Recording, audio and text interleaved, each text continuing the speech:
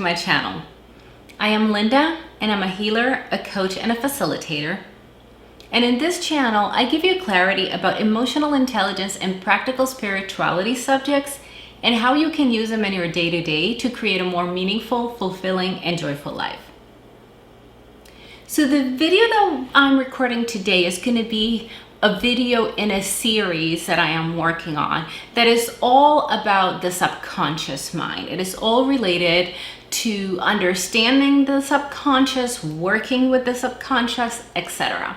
I was giving this a lot of thought because there's a lot of different subjects in this arena that I wanted to talk about, and I wasn't really sure how to arrange them or how to set them up.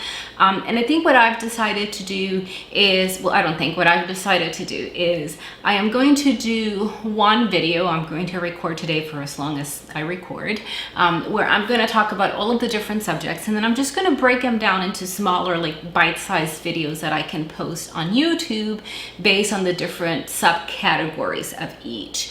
For those of you who are interested in getting the full video with all of the details, examples, etc., then you can just go onto my website. I'm going to have an online subscription service that I'm going to be launching sometime later in the fall. This is now September 2020, so it's going to probably be around November of 2020, where I'm going to include lengthier videos about a lot of the different things that I talk about here on my channel, but they're going to be longer videos. There's going to be specific Q&As responding to what my clients or the audience, the people, the viewers ask. And I'm going to go into a deeper, longer explanation of a lot of these things that I talk about in my channel. But for now, like I said, what I'm going to do is I'm going to start uploading like a bite-sized version of these topics into this YouTube channel to give you a little bit of context and a little bit of information so you can start understanding how the subconscious works and how to work with the subconscious. So this process of pushing things into the subconscious mind is something that more often than not, I believe actually in my experience at all times happens as a direct result of trauma. Oftentimes trauma in early childhood. And because of that, I do want to give you the definition of trauma. And this definition is based on how one of my mentors, Teal Swan, defines trauma. And her definition of trauma is distress without resolution. So any situation where a person encounters a lot of distress, but there is actually no resolution for that experience of distress. And the reason why that is important to recognize is number one, because we need to understand that trauma is not always, the idea that we have of trauma is something that is like really intense and really big. Like for example, when most people hear the word trauma, they think about a car accident or a death in the family or an experience that is really severe and really intense. When in fact, based on the definition that I gave you, there's a lot of things that would fall into the category of trauma that don't necessarily meet the criteria of intensity and severity that most people would think of when they think of the word trauma. So for example, something as small as having your basic need of physical contact in childhood not met is a source of trauma. And I use the term small here carefully, right? Because it is actually a pretty big deal for a child, for a baby not to have physical contact. Humans are social animals, and especially a newborn baby needs that sense of physical touch and physical connection with the parents. And most of you, if you're watching me and you're a parent, you would understand. And if you're not a parent, I assume you also understand that physical contact is imperative for the the well-being and development of a child, of any human being, and no matter what your age, but especially for a young child.